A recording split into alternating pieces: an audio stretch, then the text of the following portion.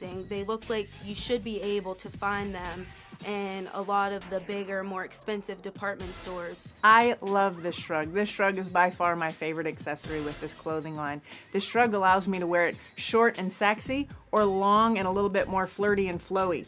So the transformation just happens just very uniquely by flipping the garment upside down. So if I remove my arms, flip the garment upside down, losing that scarf and collared effect, but again, taking that scarf and transforming it to the lower half, making it long and sleek.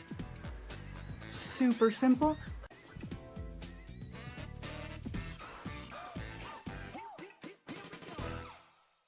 The Beanery Depot and Deli. Coffee, made-to-order subs, snacks, and more. Meatball sandwiches, fresh and hot. Pepperoni rolls, fish sandwiches, chicken, milkshakes. The Beanery Deli. When you're hungry for something special, and it won't cost you a lot of beans. Join and save at Sam's Club, your local club, Boardman, 6361 South Avenue, Boardman, Ohio. It's Sam's Club. Join and save. Hi friends, I'm Gary West, and whether you find Augustine's Pizza at your local grocery store or at their restaurant in Newcastle, the folks at Augustine's Pizza hope that their pizza is always your first choice for any and all occasions. What's inside?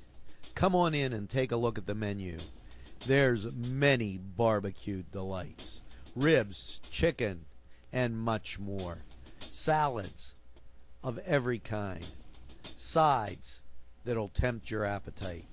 And we have eat in or take out at Big J's Hurricane Grill. Maureen and Big J say everybody is welcome. Bill's Bake Shop will make you happy. Bill Cast is the owner, and he and his staff keep the tradition going with all those bakery items that you remember as a kid. Just to name a few items, Bill makes cream sticks, cinnamon rolls, bear claws, cream horns, cannoli, cakes, pies, cookies, bread, pizza, and so much more.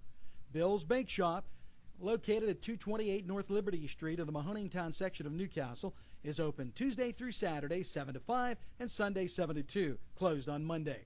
Bill's, where smiles are everywhere. Call 724-654-4223. It's winter, so come on inside, sit down, grab a cup of hot cocoa, and watch NCTV 45.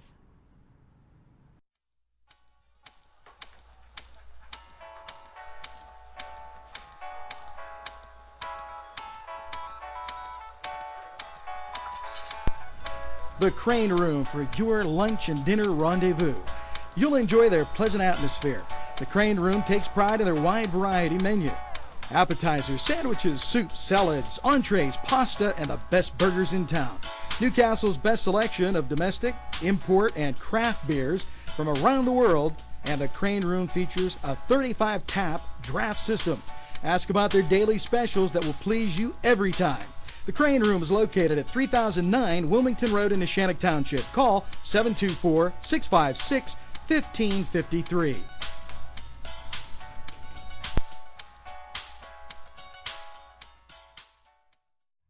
It could be you, it could be me, it could be everything we see. Given the day, given the time, given the moment. It could be you, it could be me, it could be everything we see.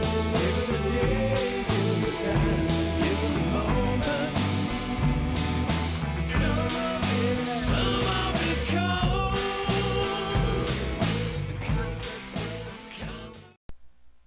The Globe Leader, your hometown newspaper since 1880. Go to nwglobe.com to read fascinating articles. If you know someone who would enjoy this amazing publication as much as you do, why not give them a gift subscription? I am excited about getting this into the homes of as many people as possible. Please send their email address and we'll do the rest. Call 8098.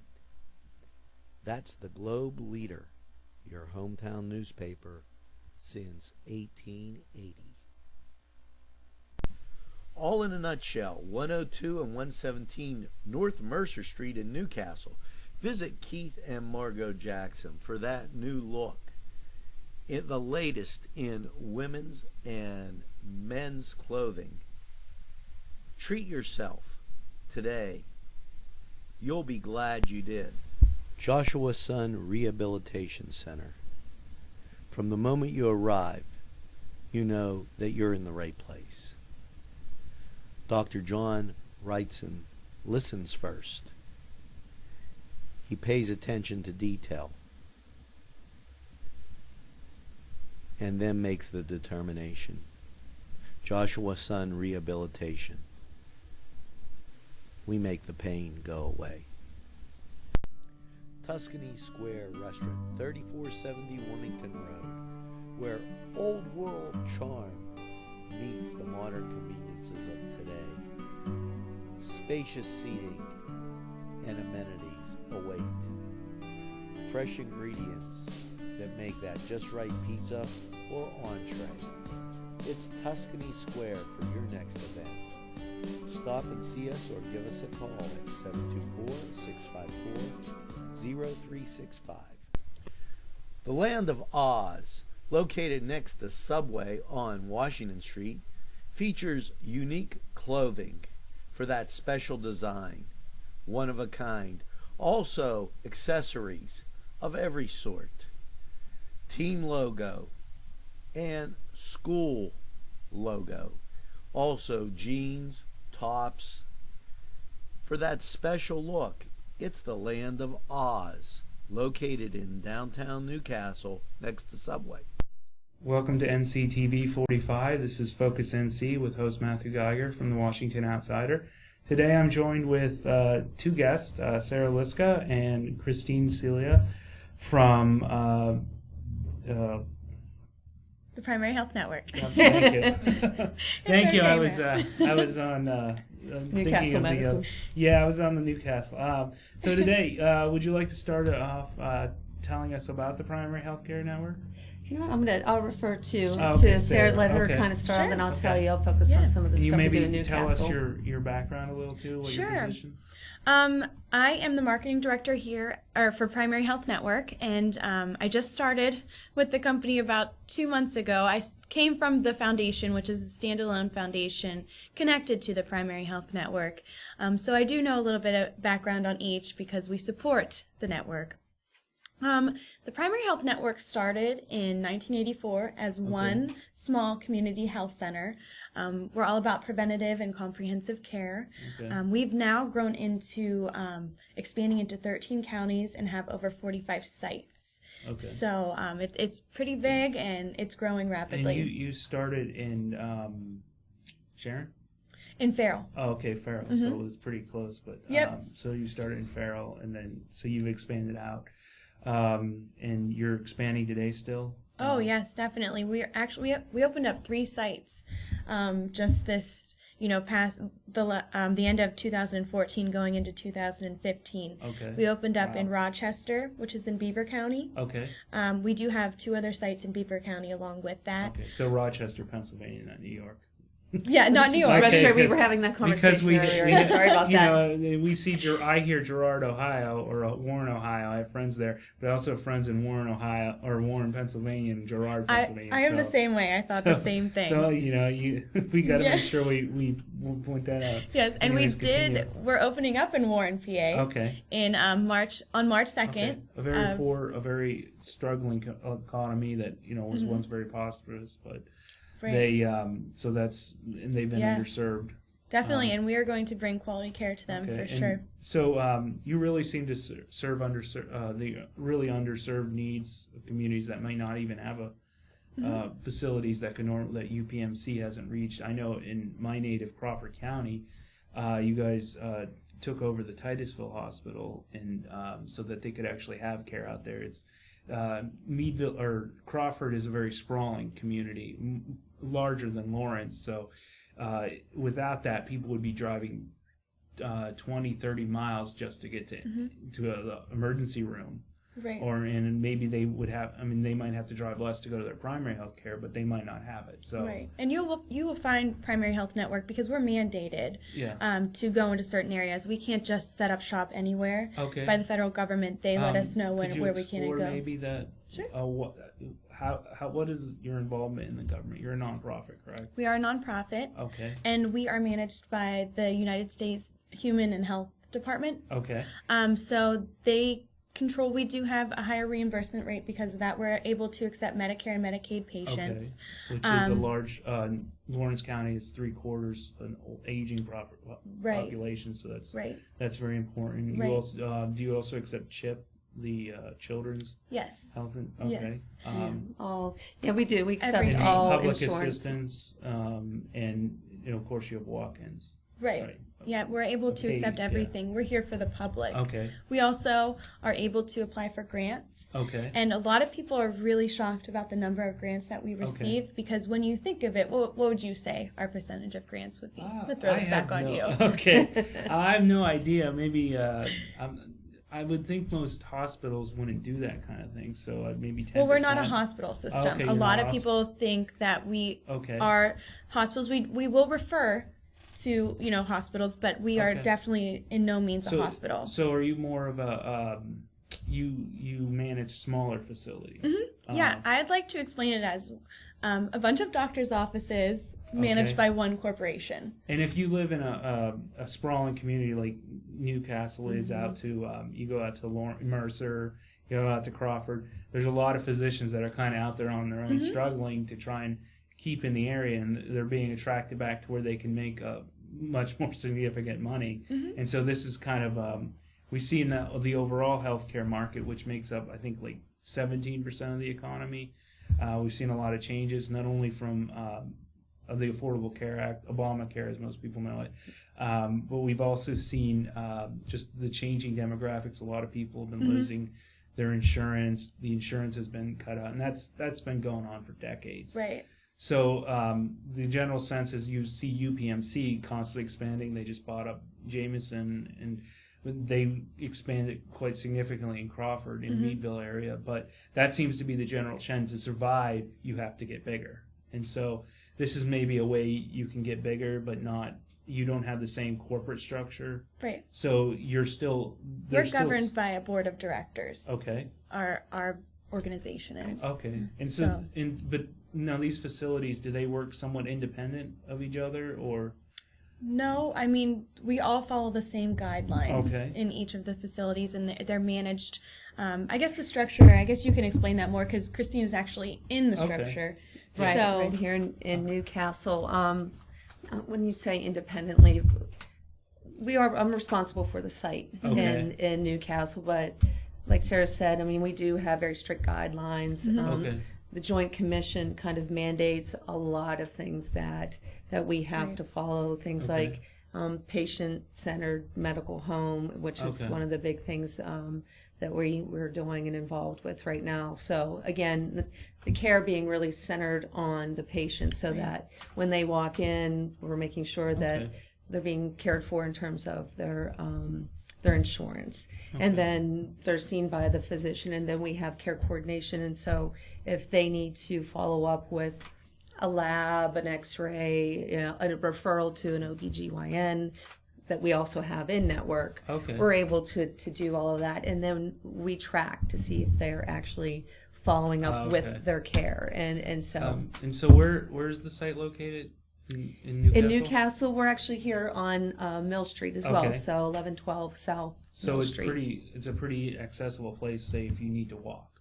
Very much so. Okay. And also, we do have a program. I know you want to get into the foundation, but I'm glad that you brought up walking. Yeah. Because through the Primary Health Network and the foundation, we have a Provide the Ride program. Free of charge to all of our patients, Primary Health Network patients, and we will take 2 referrals as well. So if one of our providers refers to UPMC or Pittsburgh or a children's hospital, we will rent a van specifically to take that patient there. We are in Lawrence, Beaver, and Mercer County. And just last year we provided over 16,000 rides for patients in need. So And you talk about it seems like your service, you're very minded towards any need that might get in the way of someone getting health care. Say you're someone with insurance, and some people might be looking and they think, oh, they're the poor people health care. How would you respond to that? I wouldn't call us that at all. We're for the public. Okay. So whether that public is made up of poor, rich, Yeah. and middle class individuals.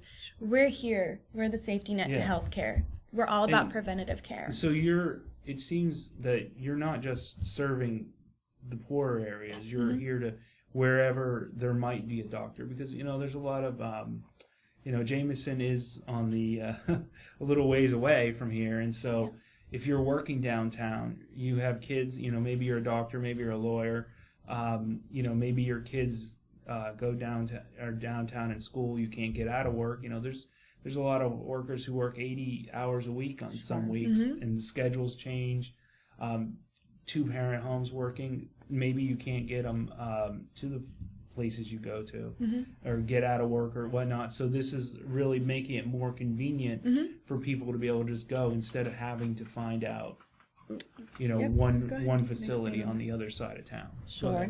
And to touch on a couple of things, we have office hours. We have a physician that starts at 8 o'clock in the morning for those that need to get to the doctor before going to work. 2 days a week we're open until 7 in the evening, and so we try to accommodate those as well. And to speak to Newcastle, Dr. Alisco, if anybody knows that name, he's that was his site. He was a private practice at one point, and then when PHN took that practice over, he stayed on board. He's still with us, and a lot of his patients stayed with him. And so we have patients that come in, and again, very diverse. It's not just the poor population. We have a lot of folks that have stayed loyal to him that continue to stay with us. So your quality, it's pretty. How would you describe it? The quality of care? Yes. I think it's phenomenal. Of course, I wouldn't say that, but no, it is. It's very diverse. We have internal medicine here with Dr. Burek, and we have 5 full-time providers from a primary care perspective, with very diverse backgrounds as well. Right. So, I mean, I had a doctor for many years up in Beaver, where I live, but when I started working here in Newcastle, I turned my care over to them because they do such a great job. Okay. And so, say an alternative like Jameson Hospital, how would you guys compare to that? Or would you say at least as good of, or? I don't think we could compare to them at all, because we're a completely different entity and corporation than what they do. But you guys are top care, so we have a whole quality department that works nonstop to make sure we are up to par and providing the best care for our patients that we possibly can. So equipment, everything is Okay, so you guys are very, very strong. My goodness! It's not just sometimes people get this perception that one hospital, one place is better than another, and just we don't go there because that's where these people go. But and about affordability, is it are they going to come in and pay more than they would at another place? Or I know you guys work very hard to kind of compensate. So. Right. We take whether you have insurance or not. We take commercial insurances, and I just saw these numbers yesterday. Only 10% of our patient population has commercial insurance, like a Highmark or whatnot. So only 10% has about private or employer based, or rather, correct, or individually purchased. So that's right. And so the rest of our patient population would be Medicare, Medicaid, and then those that do not have insurance at all, and then we offer a sliding scale fee based on their. How does that work?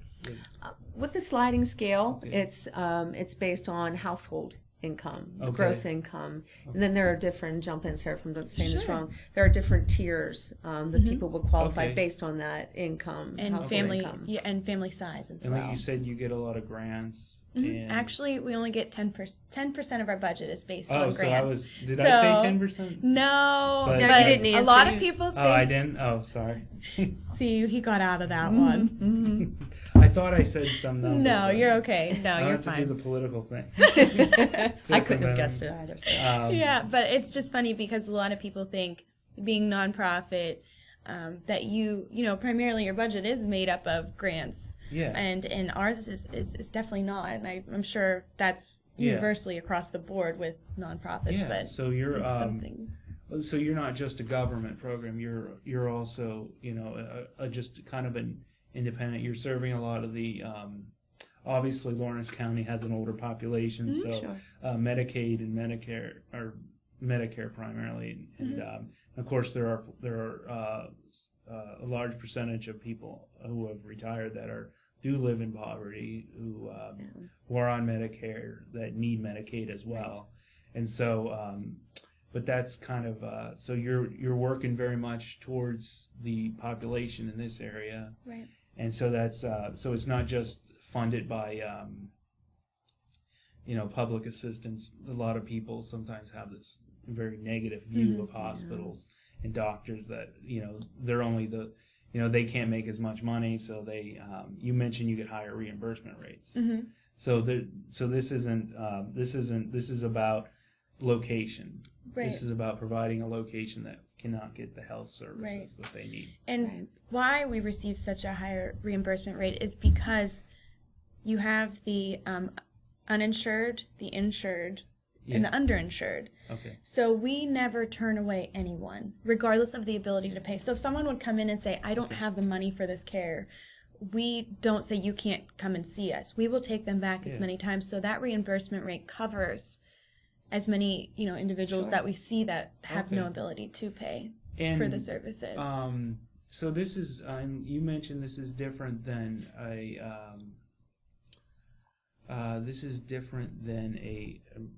hospital emergency room. So you could go to the emergency room if you have a life-threatening condition, and they'll treat you. Yeah, correct. But to prevent that kind of situation, you're offering an alternative if they wouldn't be able to afford health care. Definitely. To be able to come in and and we very much work with the hospitals, because a lot of times people will go into the hospitals, say for, you know, a sore throat or a cold, because there's not access to care. So that's why we're here for the safety net. You know, we could take people who have that, just the cold or something that's not emergency related, but there's nowhere else to go type thing. So that's when we come in and we're here to serve. So someone needs stitches, and maybe they, instead of clogging up the emergency room, even if, you know, you just have a little Somebody that too could stitch you up. Yeah. I mean, without and we do charging you an arm and a leg. right. Because right. an emergency room visit's a lot more expensive. And they lose money too with cases like that. So yeah, so it's you're coordinating. You're really working to you know, both reduce costs, provide better care, and just make everything affordable and accessible to everyone. you stated that perfectly. Yeah. We have to use that in our I marketing know. packages. You just have to snip it out. Yeah. You put a copyright mark out. You're so small. Rachel, write this down. I'm just kidding. So let's. I'm going to turn to you, Christine, and ask you, what are the services that are provided in Newcastle, in the Lawrence County network? And I'll speak just to our site Okay. here on Mill Street. We have 5 providers that are full-time. Okay. And so 3 of them are physicians, 2 are nurse practitioners. Okay. And so a nurse practitioner, how does that differ from a doctor or a regular nurse? right. Well, I'm a nurse. Okay. So if I would see a patient, I can't write prescriptions. Oh, okay. A nurse practitioner can do that. They can Okay. write prescriptions. They can do referrals to a specialist, Okay. things like that. And then they work underneath one of the physicians. And so the physicians will look, you know, what it is that they're suggesting to do to treat that patient. And And nurse then- practitioners exist because there's a shortage of doctors, and doctors, you know, it's easier maybe you need a doctor doesn't need to be seen for every issue you might have. Yeah, I really look at our nurse practitioners the same way I do our docs, to tell you the truth. Yeah, I mean, they're very knowledgeable, very absolutely skilled. You can't be a slouch to be a nurse. Absolutely, and I remember having that perception before. Whenever I would go to my doctor, I don't want to see the nurse practitioner. I want to see the doctor. But having now worked so closely with them, I have full confidence. Yeah. So. And the nurse practitioner, if you'd like to see the doctor, you can still see that, correct? Correct. You can. You can call in. We have same-day access. We're to the point where we're trying not to turn anybody away. Okay. So if you would call and say a sore throat and a fever, and I don't want to go to the emergency room, which we don't want them to do. Yeah. We want them to come to us, and so they may not have the choice to see a particular provider. They may just have to see whoever is available. But it's that almost day. like an urgent care style system, and I Somewhat. remember seeing something on their website about that very issue, that you do work with urgent care centers. We do, and in fact, we've opened several, I believe. Okay. So. Yeah, you'll notice going forward, Primary Health Network is very much a new model for for the healthcare industry. Places like our Clarion and one of our new sites that is actually opening up in downtown Sharon. They're building. It's in construction right now, actually. Oh, okay. It's very much turning into a one-stop shop. So a patient can come in, they can see primary care physicians, they can see behavioral health specialists, they can have a dental appointment as well. So it's not like you're going to 20 different offices. They're very much, combining them and making it very much easier for patients who may only be able to get there one day. It's like a doctor mall. Yeah, that's a great way of putting it. Yeah, I like the one-stop shop. I know there's in Meadville. I've been to they have all the specialist house under what used to be the old Spencer Hospital, which was run by nuns and stuff. But they've attracted a lot of doctors. So that sounds very similar to kind of what's going on. So if you needed to see a specialist, and so if you needed to see two specialists, they could come downstairs and meet. Is that accurate? I think in the course of the day, and it's based on insurance. You can only have so many visits in one day. Okay, so. However, from a continuity of care standpoint, so if you are coming and to see a doctor, a primary care physician, but we also have a podiatrist, an ENT specialist, a neurologist, and we do have that in Newcastle, and so we can do a referral right to one of our providers. And we already have you in our records, in your chart, the EMR chart. And so it's just, again, the continuity of care, having everybody under one roof. The ability for provider to provider communication. We have a pharmacy right on site as well.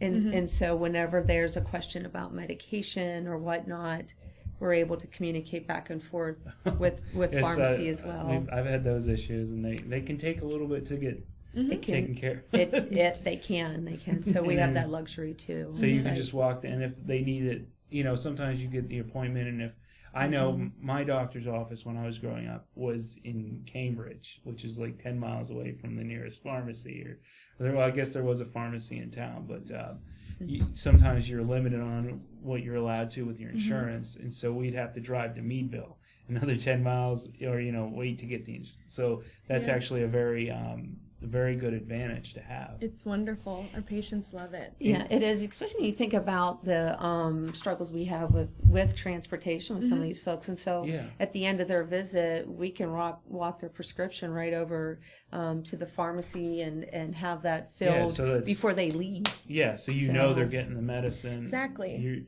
They have it in hand. You can tell them, take this, make sure, any errors, fixed. And think about it too, if it's a diabetic patient, they're newly diagnosed, we're able to get their medication before they leave. We have a health coach on staff.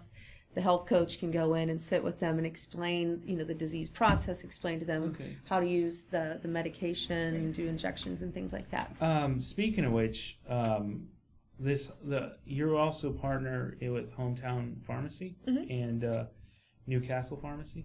Well, Newcastle Pharmacy is the one that is on okay, site. so that's the one on site, right? And then Hometown Pharmacy is I think down just the road from here, and I've been in there, and I knew someone who actually, speaking of diabetes, I knew someone, and I've been to there, when I was in there, I knew this person was struggling with trying to be able to afford the diabetic. Their prescription plan ran out or something. There was some cap. I assumed Obamacare had taken care of that, but apparently they found a loophole. Business people are very ingenious. Sure. But and she called Giant Eagle, and they told her it was $500 originally, then it went up to $1,000. And sometimes medicine shortage can go up and down, which is crazy. And she spoke with someone. I think the lady who does the price negotiation was on vacation, but as soon as she got back, she gave her a call back. She needed to have a special medicine because she has a special case,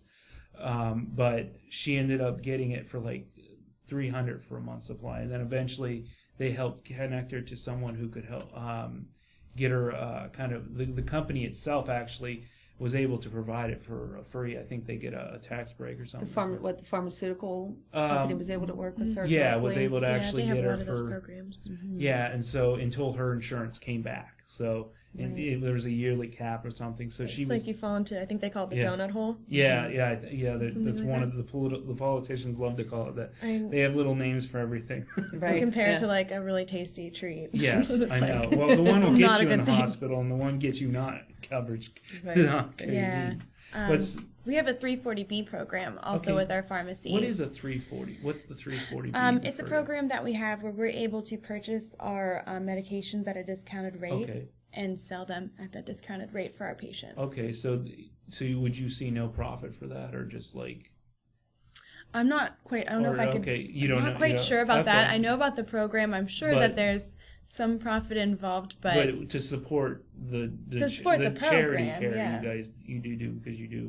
right. We have a program there that also, is for prescriptions. It's called Caring for Our Neighbors. Okay. Now, right now, the foundation is in the process of bringing events to Newcastle to try and support this program because, they need money to support the Yes. people. So we, what this is anyone who is on a maintenance medication, meaning diabetes medications, heart medications, blood pressure, anything that someone would need to take on a daily basis to live a normal life. Okay. We will help support them with to cover their co-pays. Oh, okay. So even the co-pays can be help support because a lot of low income people, you might say, oh, it's just a $10 copay, but when you only your income's maybe $1,000 a month, or even $2,000. We've seen a lot. That's a significant percentage. Oh, that's, it is. 1-2% of your income. We've seen a lot of people. I'm sorry. It's no, I don't Or mean to no, interrupt, but one- it's yeah. it's sad. I mean, there are patients that if they have a copay, and we see this often, of $1 That's what I or was just gonna $2, say, yeah. that they don't have the money, and Yeah. and we obviously reach into our pocket, and Yeah. and we help. We do that all the time. Okay, So- wow, that's pretty. Actually, I've never seen a doctor actually do that, or a nurse or anyone. Yeah, But we take good care of our patients. We try to. It is a sad reality, and the median income for 90% of the population is around, I think, 20. It was 28 with the minimum wage. This is how much minimum wage affects the things. I think it went up to like 32,000 now. So for most of the population, there is actually very significant need there, and costs keep going up. So that's, you see gas at it's lower now. I mean, if you can call goodness, yeah. $2.30 a cheap price. But it can easily go back up. Heating is a very big issue, especially if some of these low end properties. A lot of people will displace the cost by they may have lower rent, but a lot of the heating issues, or maybe the insulation's not as good. They'll end up seeing triple digit, or they're ridiculous bills for heating that they can't. I've spoken to some when I was in college. I had a very extensive conversation with one of the janitors about it, and she was very very forthcoming to me about the struggle of trying to. They couldn't afford a better housing, but in the wintertime their bill would be $300, and then they'd get late fees because they couldn't afford it, and it would go up. And so, and not only does that add cost to prevent them from getting health care, but it also, you're in a living condition where heat's an issue that can really affect your health very significantly when you don't have the consistency, a lot of these places. So that can make the greater need for the healthcare. So, and then, it's just this vicious cycle that's just downward. Right. We see too, even within employees. Obviously, a lot of our employees are from this area. Yeah. As well, and we've seen struggles within our organization, and so we developed a program called the Employee Assistance Program, EAP. Okay. And so we, as employees at PHN, are able to dedicate money that's taken right out of our paychecks. Every 2 weeks, and then there's a fund. And so if we have one of our own also that is struggling, let's say that they have their heat is oil heat, Yeah. and it's $600 to have that tank filled, we're able to turn to that fund and take care of our own as well. So it's, people think of healthcare. Oh, you're in healthcare, you must be set for life. I mean, but It's very much the if you go to a lot of the people will go to schooling and stuff, and the way it's not your business doing it or anyone, but the overall economics of the healthcare industry for those on the lower end, maybe it's even the janitor, or maybe it's just someone who cleans up, or does the lower end nurses. They're not getting paid, they might get paid $10, $12, $13 an hour, something. And, you look at the cost of living going up. There's we talked, I think we talked about this with the one commissioner. You hear about minimum wage, people wanting to rise it to $15 an hour.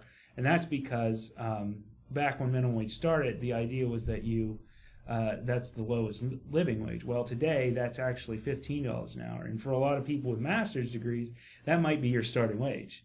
So there's a real disconnect in what economists call the Main Street economy, everyone else, and what's going on, because the overall economy grows, and that means the dollar shrinks, the value of the dollar. And so if you're on the top end, yeah, that's great.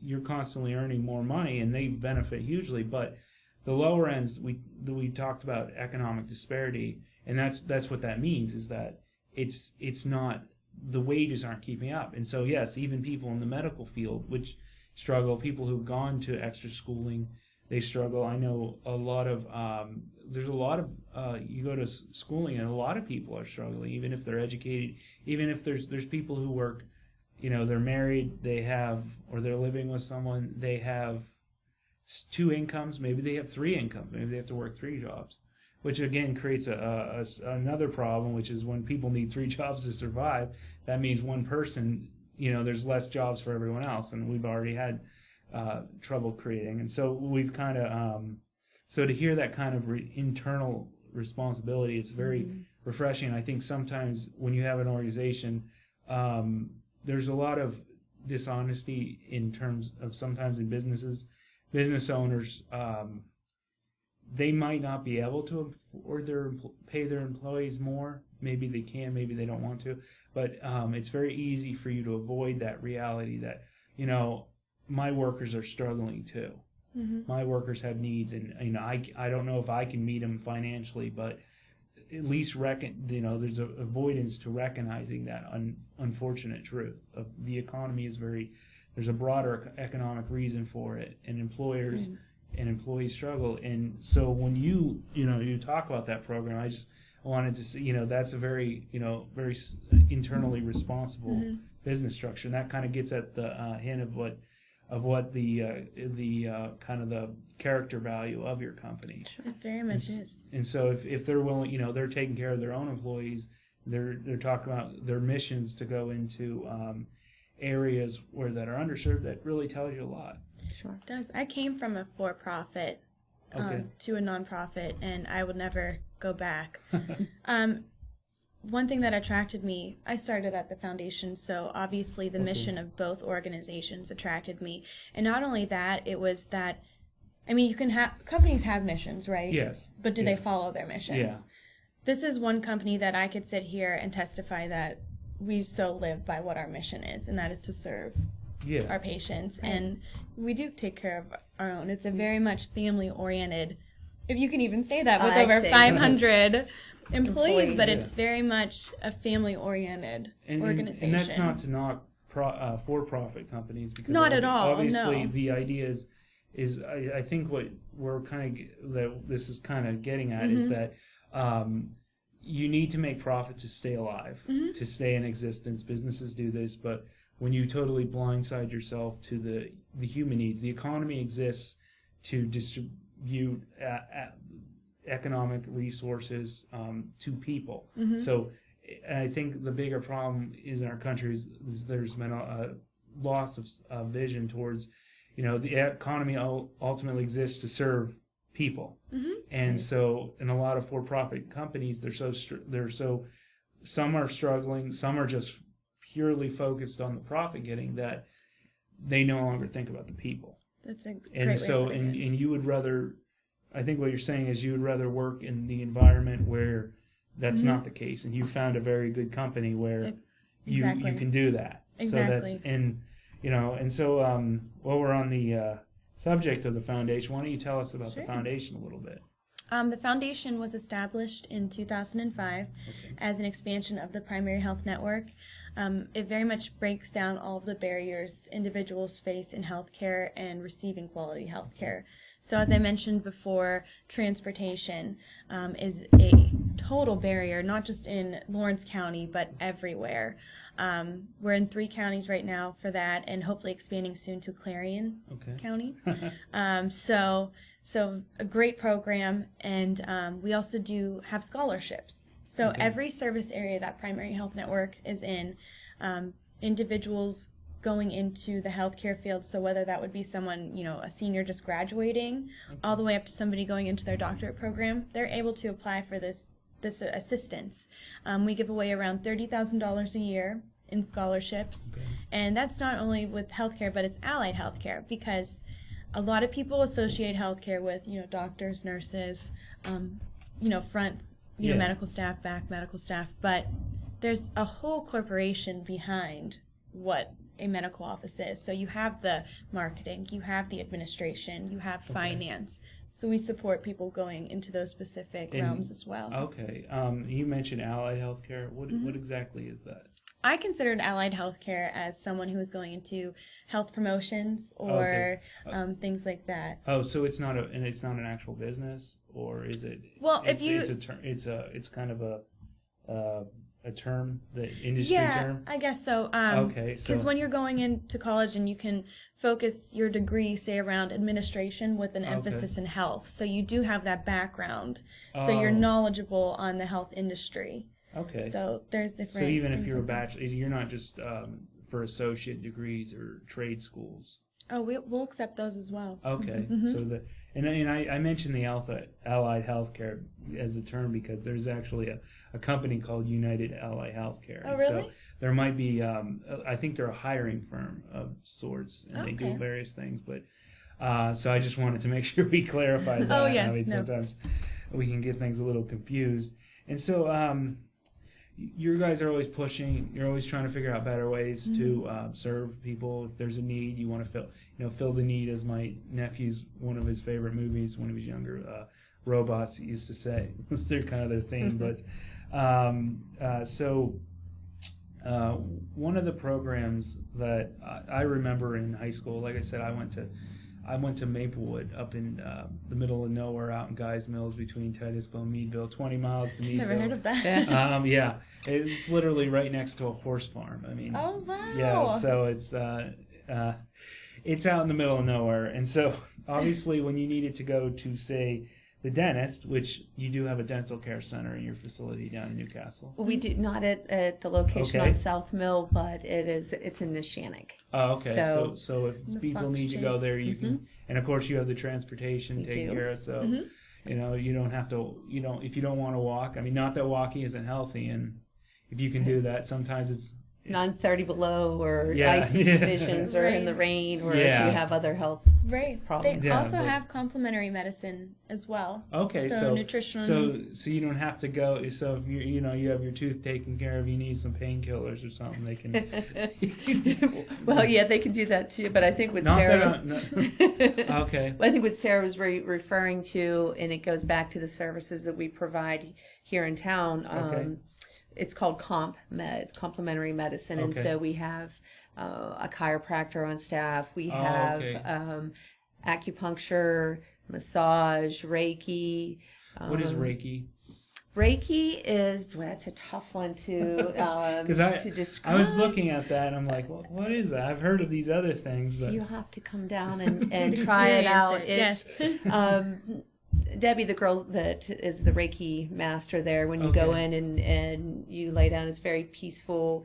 And sometimes she'll lay hands on you and sometimes not. It's just getting the energy that is within us to continue to circulate as it should. And if there's a blockage for some reason, maybe you have an old injury or there's something almost like from a psychological standpoint that's going on. It's a healing. It's very healing. And I laughed and said, it's voodoo. Like what do you do? So I would tease her about it, but now that I understand it and take advantage of the service, it's amazing. So it's for someone who might say, "Oh, that's that new age crap." They can go in there. It's kind of a therapeutic thing, almost like if you need to see a psychologist, instead it's less talking, more about the comforting energy and about making kind of. I know it's hard. It's hard to. It's some hard people to are put into it, words. and then some. Okay. Some are You not. have to experience it. I would say to understand to it. really to appreciate it, and we do have behavioral health services as well. So oftentimes we'll incorporate both of those together, so you can come in and you can enjoy half an hour of Reiki, so that you can relax, and then you can also go and speak with. One of our behavioral health specialists as well. I noticed you also offered like massage therapy. Yes. And so that's maybe not all, those services may not be common in other networks and facilities. So, So we pride ourselves on that. So you very do, innovative. and so these services, they're about kind of addressing maybe the stress in people's lives and just caring, I think, for the whole patient. Okay. And one of the things that we strive to do as well in terms of pain management, if you're having some sort of back pain, you slipped, fell on the ice, instead That's of relying on I know, I did it myself. You lift up too much or Right. But instead of relying on narcotic medication on a long-term basis, hey, let's get you to the chiropractor. Let's get you a massage. Let's do these things, acupuncture as well, to see if we can alleviate your pain that way and be a little more holistic. And just a little note, I remember studying this a little bit in school, but when we had a doctor who was actually a health psychologist, and he treated people, but he almost as a medical doctor, except on the psychological end. But he was also a professor, and so he liked to talk about how the psychological impact, whether you're talking about behavioral modification or psychotherapy, that people, I think it was up to 1/3 to 2/3 of issues people have can actually be healed with that are impacted from your emotional and your day-to-day behavior. I mean, you've heard terms like psychosomatic, I'm sure, somewhere. Of course. People sometimes say, "Oh, that just means you make it up in your head." Well, what happens? It's not. That's a very confounded view of what's actually going on. Is that by the way you act, the way you eat, or the way you do stuff, you get angry, you respond to situations, that actually impacts your physical well-being. It changes over time, and so it's not some. For people who don't like mystical idea thinking and stuff, your attitude, your actual behavior. Say you go out and eat cake every day, or you donuts. You go to Dunkin' Donuts and have your donuts. You don't, or instead of just like getting a cup of tea or something. Those do impact you. You can see it in what you eat. People, when you don't eat healthy, you can feel that. And so it's not just some. like vague spiritual thing that some guy in a hut came up with. It's actually there's an actual physical impact on your physical well-being affects your emotional well-being, and then that in turn affects what your behavior is. And you see a lot of that in lower income communities, and you also see that in elderly population too, the aging population. There's a people go into retirement thinking, oh, that's the end of my life. Well, it's a lot of these people have more disposable income, so that it's not. It's just a different role in their life. And so, by taking care of those things, you can actually reduce the healthcare costs.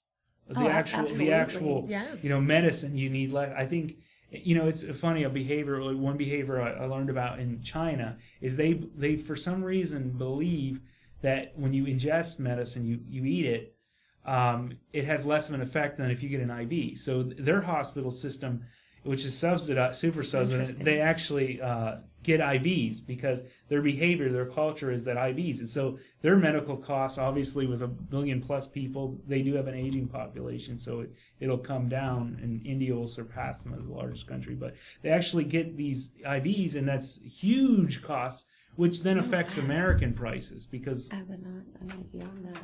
Yeah, I think I think that's brilliant. Think about it too, because of the high percentage of addiction that we're dealing with, and so if you're treating somebody regardless of what it is, let's say it is for pain via IV, and so you need to go to the hospital, the doctor to do that. So you're not creating a behavior where okay, I can fix it with a pill. I can fix it with a pill, and then 5 years down the line you're in rehabilitation for a drug addiction. So I think that's it's kind of interesting. And I can tell you personally, I actually when I was really young, I hit head first off my bunk bed like twice, and I started getting numbness in my hands, and I didn't feel things. And my doctor's like, well, he wasn't necessarily the best doctor in the world, but so he said, well, I guess we could give you pain. I'm like, no. And what I learned, you can actually train yourself to kind of ignore pain. I was a very book-oriented person, so I was able to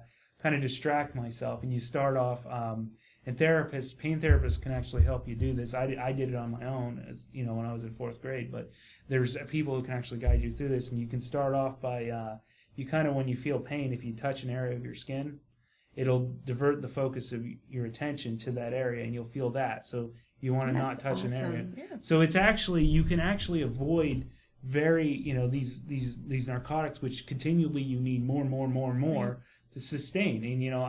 And I've gotten to the point where most medicine doesn't have it. Those kind of medicines don't have an impact on me, even if I do take them. Even if I have a drink, it's not like I don't actually get that, just because you can train yourself to avoid pain in a positive way. We often train ourselves negatively to avoid just uncomfortable situations, but you can actually use that defense mechanism to a benefit. So, and obviously the pain therapists, and the different non-medical or alternative medical, however you want to refer to it, are able to help you do that. Are you looking for work? Because we could probably bring you on board in Newcastle and utilize your... We might need to. It's all connected, though. Yeah, you're very much right. I mean, I spoke with a patient, oh gosh, this was probably a year and a half ago or a year ago, with our Comp Med services. She was able to start exercising more, seeing a nutritionist, get healthy, and is now off of her blood pressure medication. Okay. And, awesome. I knew a guy who got off his diabetes medicine because he switched from white bread to wheat bread.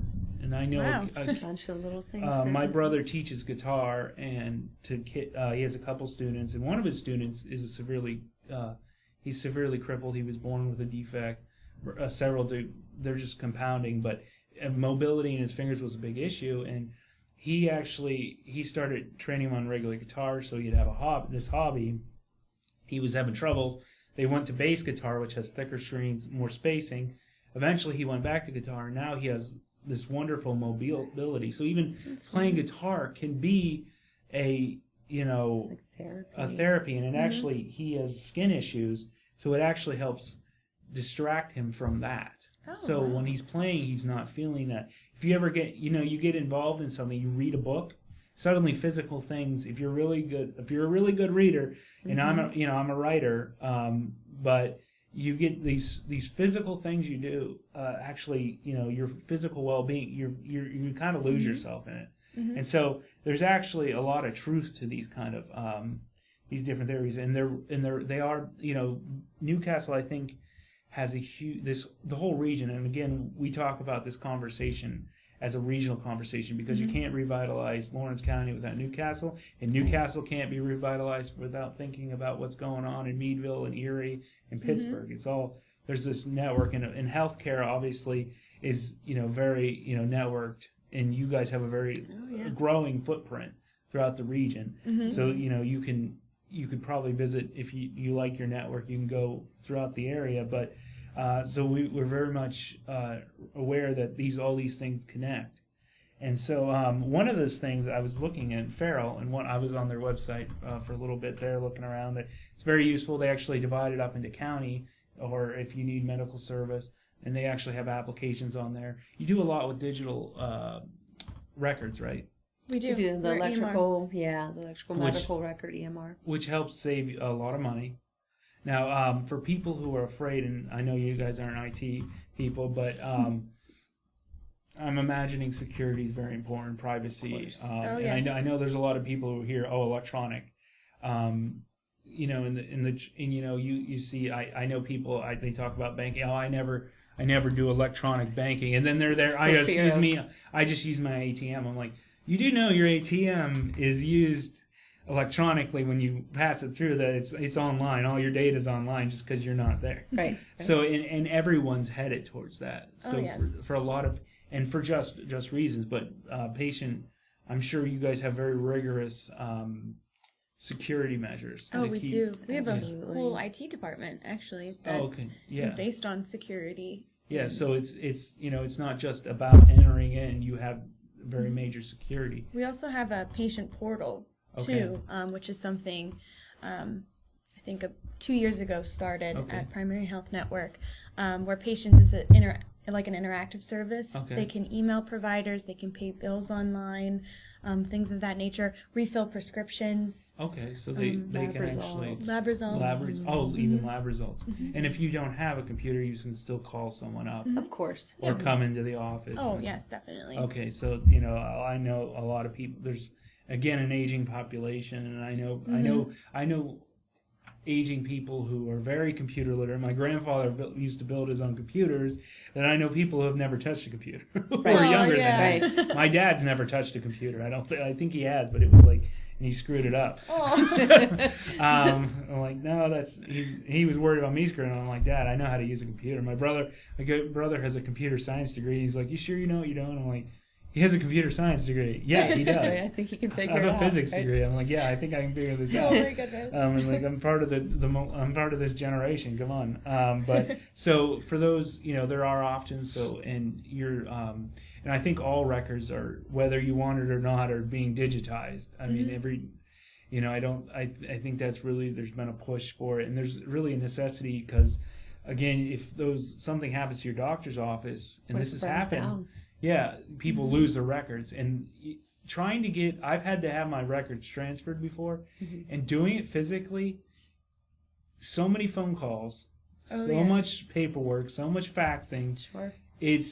I can see why. It literally takes, instead of paying attention to what's going on with patients, the doctors are sitting there going through this big file or the nurse or the secretary, they're trying to fax it, and that's just, it's hours. Versus seconds. Yes, and papers get lost. I've had that happen. Yes, and there is probably a hard copy of your records somewhere in your office, and and again, a lot of patients have complained because they don't have access to their own records. It's like, what if you needed to go outside the network? What if you needed to, you're going on a trip or something, or a lot of people migrate around for jobs. They go out of the area, and if there's something happens on the work site, someone. Shoot yourself, if you're working in construction, you shoot yourself with a nail gun, or and we laugh, but it happens. It's very easy. Yeah, when that's you're going, what I say now. there's a lot of things that can happen, or you get in a car wreck or something. And this allows them to actually get your records very quickly. It does. Yeah, they are able to sign a release, and from physician to physician, we can get those records over immediately. And again, just when you look at continuity of care, if your your health care is all within our organization, we're able to, as a podiatrist, we can look to see what happened at your last appointment with your doctor. Same with dental, And things your like feet that. So affect, and a podiatrist obviously is for your your foot, for your feet. your foot doctor, as some people would call it. Right. But again, that's very related. It's what you stand on that affects your back, which can be your source of pain. If you're going to a chiropractor, all those kind of doctors would need to get together. Right. And I think one of the number one sources of pain is back, and a lot of that's caused by inadequate foot care. It could be. I know that. I think I've heard that somewhere from. I always an heard actual the mouth was the mouth, biggest teeth. thing.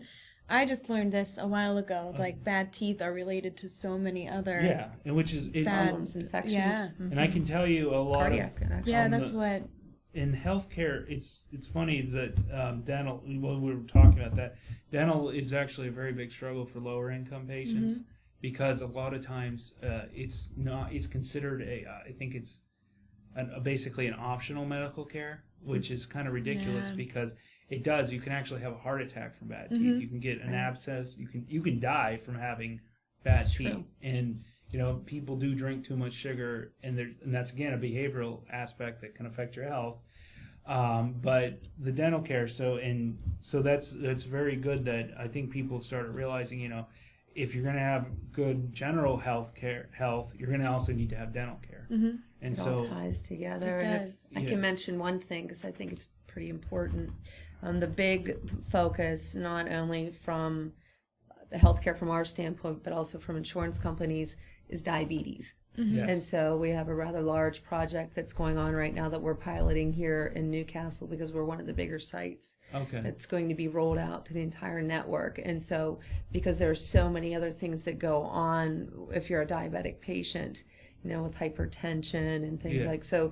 And you made me think of it whenever you were talking about foot care and what have you. If you're a diabetic and you have, it's called neuropathy, and you don't feel that there's something wrong, a sore on the bottom of your foot, if that goes untreated, you might be looking down the line at an amputation. Yeah. And so we're really, really focusing on diabetes, right? Yeah, and so that's people think they look at it as an extra care. It's not. It's part of a overall Sure. And if you can get all that at once, and people used to look at it, oh, that's just another cost. That's just another cost. Well, if you're looking at the immediate cost, maybe that's true. Mm-hmm. But if you're looking at the future costs, what it's going to cost, when something goes wrong, well, then suddenly you realize, wait, it's cheaper just to, get someone a decent, just to wear a decent, to make sure if you have a sore on your foot, to get that taken care of, to, an amputee. I think the price on that is, to put a price on a human's limb, which I'm not, I'm not trying to be insensitive here, but that's, that's a life altering and, such a struggle. You can overcome it, but it's, losing a limb is it can ruin someone's life, and it's very long time to overcome it. One thing I wanted to talk about, in the Farrell Elementary School, you have something called a health shop. Mm-hmm. And I just kind of wanted to explore that notion a little bit, maybe see if downtown, that would be something downtown in the future someone could talk about, or are you familiar with the health shop? I'll let Sarah speak to that because I'm not. Okay. It's a school-based clinic, so it's specifically for those individuals or those students in that school. Okay. So there's two providers there. One is dental and one is primary care. Okay. So that students can come in and receive care while in school. So instead of the school nurse who may be allowed to give you a Tylenol, I think in our school they might not have been allowed to even. They can give you like an ice pack and a Band-Aid, maybe a vitamin or something. I don't remember. I just remember them not being able to do anything. But for, say, you have working class parents, they're busy all the time. Mm-hmm. you'd have to leave school. And I know kids would love to get the rest of the day off, but Sure. And so instead of maybe missing school, maybe your parents don't have a car if you're in a lower income. Maybe you can't access a doctor on a regular basis. Right.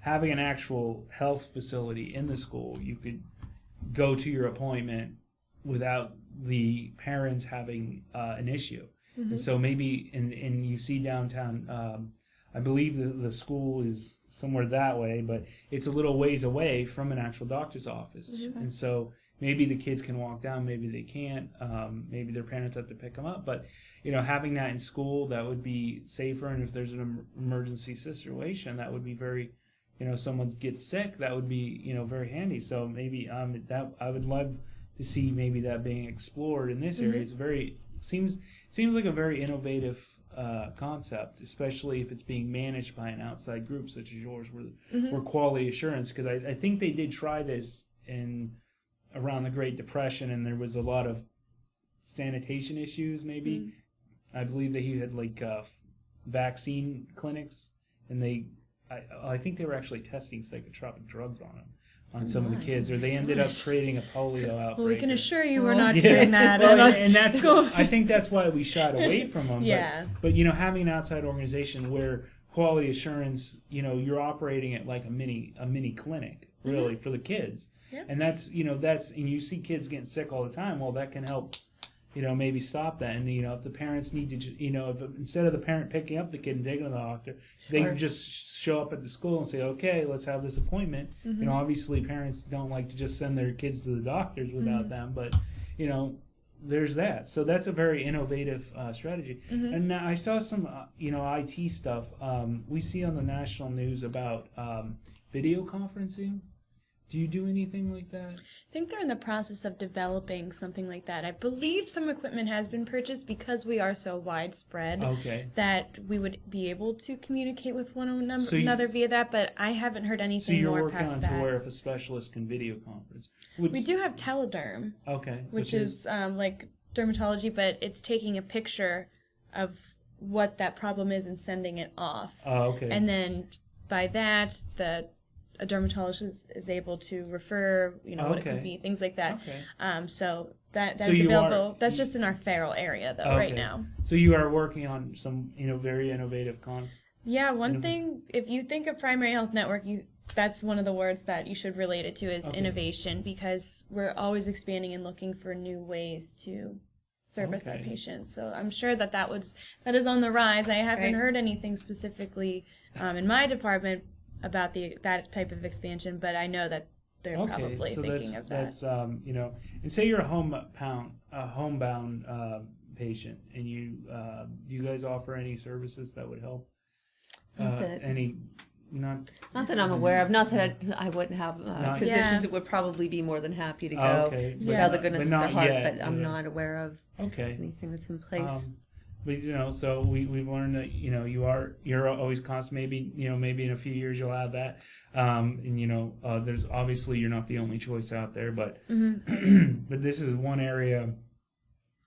Your organization is definitely one area that's kind of serving and where there's an under need. And in downtown, we see Jameson is a little ways away, so this was really a need. There was a need. You came in. And so you're helping the community revive. You're bringing some professionals down here too who can hopefully shop around the local area during your lunch hour. Maybe go to one of the local shops. Definitely. And so you're part of the revival downtown, and you're providing for a need, which is what I believe local economies. Economies need to provide for the needs of their people first, and then worry about the bigger. And I think I've mentioned this before. That's a major problem with everyone's working towards the global economy, and they're not providing for the local needs with the local resources. So you're definitely part of that. And so I think we've learned a lot. I mean, I think we even covered more than I'd hoped to. Good.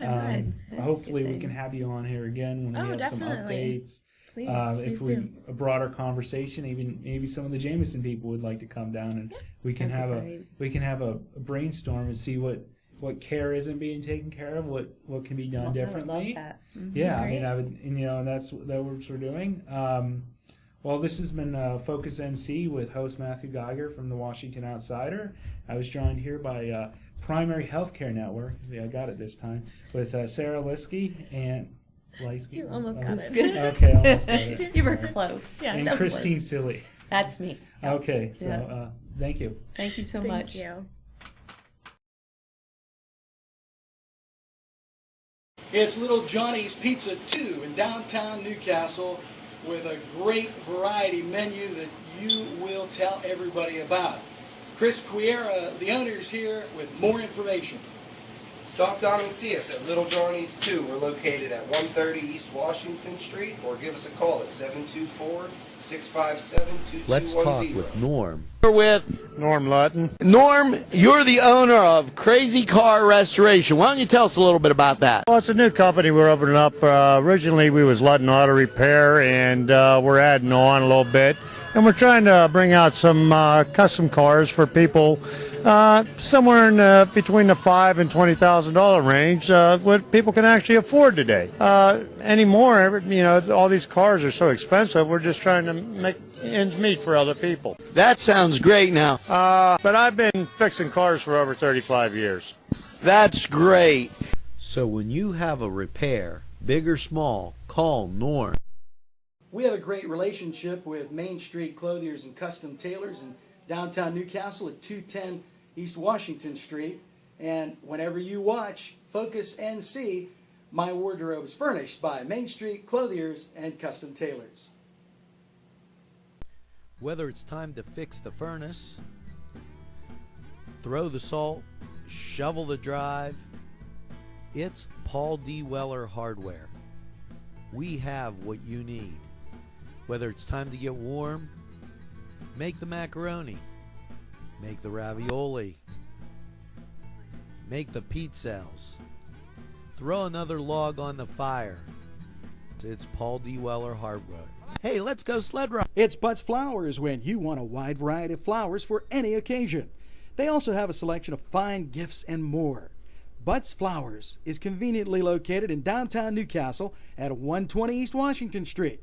Call Butts Flowers at 724-652-7727 or toll free from anywhere, 1-800-443-7726. It's Butts Flowers in downtown Newcastle. It's 2Ps, Thrifts and Gifts, 2626 Elwood Road, for the best in giftware and original merchandise. Stop by 2Ps, Thrifts and Gifts. Check out their many treasures. Gently worn clothing, original items, one of a kind, and also furniture. Something for everyone. Men's clothes, accessories for the house. It's 2Ps, Thrifts and Gifts, 2626 Elwood Road. Stop by. There's a treasure waiting for you. Whether it's a scheduled appointment or same-day service, DiCaprio Carpet Cleaning offers 24/7 service for commercial, industrial, and residential, as well as fire and water damage restoration. Using state-of-the-art technology, DiCaprio Carpet Cleaning experts are ready to professionally clean your carpet today. Call DiCaprio Carpet Cleaning for a free in-home estimate. Thank you for making us Lawrence and Mercer County's largest carpet cleaner. And remember, nobody gets your carpet cleaner.